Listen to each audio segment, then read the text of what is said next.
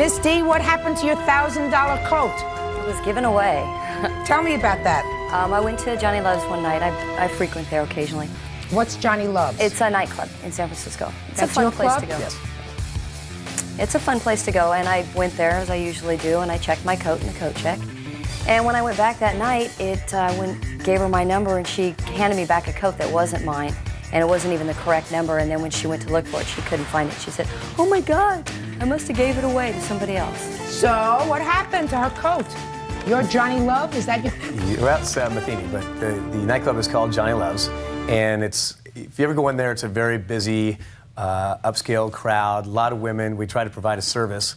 We have a coat check. It's no charge. The people can put in, it's a place so they don't have to just leave it around or carry their coats around. They can come in, give it to a gal, we hold it for them, but right next to it we put this big sign that says we're not responsible for any lost or stolen objects, anything stolen out of your belongings.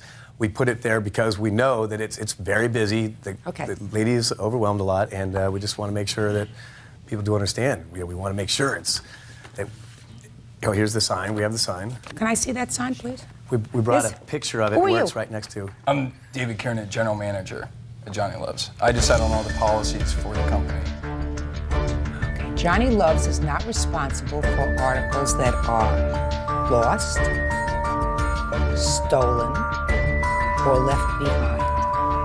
That's what you have here. The reason why we put up this sign was that we've been there for 4 years, and we've come across this on a number of occasions.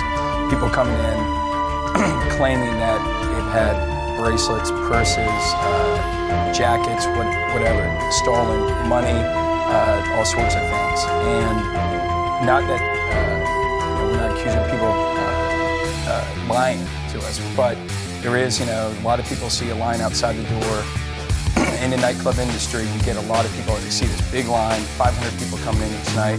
I say, okay, these guys, they got some cash. It's time to cash in. When was the first time this lady told you, either one of you two gentlemen, that this had happened to her coat? This is at the end of the night. Who did you tell? She told me something. What did you say to her? Well, we went and looked at the coat check, and we couldn't find it. So I said, well, come on in. Just a second. Couldn't find it. You spoke to the hat check person that you had there? Yeah. And you had her ticket? Yes. And you had the coat that was attached to the ticket that was returned to her that wasn't her coat? Yes. And you saw that those two numbers didn't match? Right. Okay. So what did you tell her you were going to do for her? I said, well, we'll try to figure this out. Let's sit down. Come on in, because this is the end of the night. It was 2 in the morning. We were still busy closing up.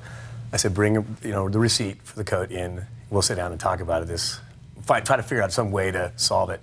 And we never really crossed paths, never could get together at the same time. And why is that? I think we're just both busy. Is that why? I tried 9 times to call him, left him messages. He called me back a few times, kept saying, come in on Friday night, come in on Friday night. And I said, Friday night's a bit of a busy night. Can we do it at another time? Oh, no, don't worry about it. Just come in on Friday night, no problem. I came in 2 weeks later because that following Friday night I couldn't come down. I was out of town. And then when I came down, I waited around till midnight. Then Johnny finally showed up. And I tried to talk to him, but he was busy socializing and doing what he does and having a great time singing on the stage and everything. And finally I got one of his bouncers to get him for me, and I tried to talk to him.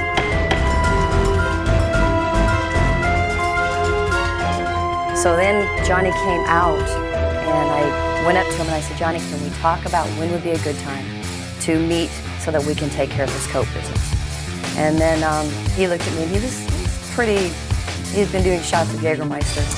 And she's exaggerating quite a bit. At least it was, she wants to be on they TV. were doing Jägermeister.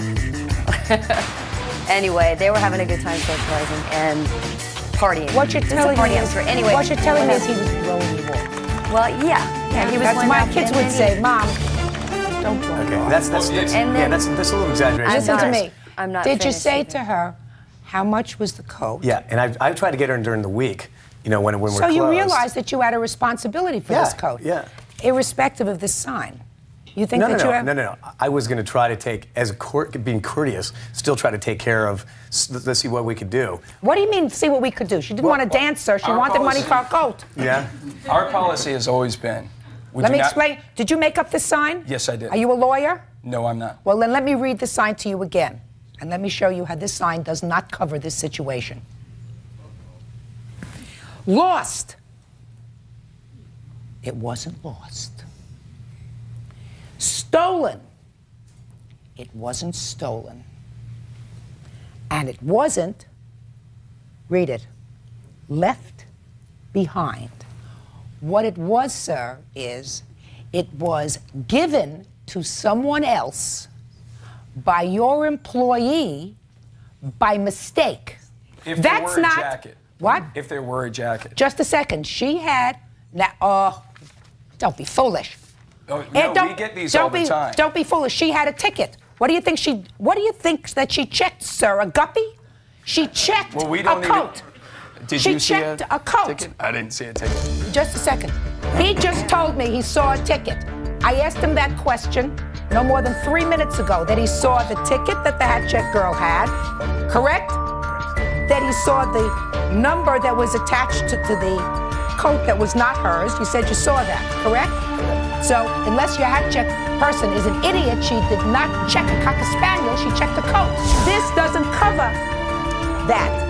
Lost, stolen, or left behind. So take your sign, it's very good. You should add something to it if you want to be covered for this kinds of circumstance, sir. Can I get something next? Absolutely. I just gave you my best advice, and my advice is usually very expensive.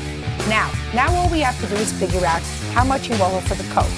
You have a bill for the coat? Tell me what kind of coat it was. It was a custom leather jacket I had made a few years ago. I had them tailored to fit me, and I bought it down here in Southern California a few years. I don't have a receipt for the jacket, but I did have the jacket repaired. There was a hole in the pocket, and there's a place called Fog City Leather in San Francisco. The guy saw the jacket, so he knew the type of jacket it was, and I have an estimate from Fog City Leather to Just replace tell me, the how jacket. much did it cost you to have the coat made? To have the coat replaced is going to cost me $1,000. How much did it cost you to have the coat made? I believe that about 3 years ago it was around $1,200 to have the coat made. So it's cheaper now? Well, this is what Fog City Leather said he would replace the coat for. That's the estimate. But you paid more than that when you first bought it? I believe so, yes. You don't have the receipts for it anymore? No. How old was the coat? About 3 years old. Okay. Okay. Now you're responsible for the coat. I've just explained to you why. You want to have this coat made up for her, or you want to give her the money? Let's have the coat made up for her, because we want her to be happy with a new coat. At her place? At her place. Okay. You've got 1 week to do that, sir. Barring that, I'm issuing a judgment for the plaintiff in the amount of $1,000. You have 1 week, 7 days from today. Got it? Got it. Good. Thank you. All right, excuse, step out, please. All I wanted was my coat replaced. I'm not in for making any money on it. I just want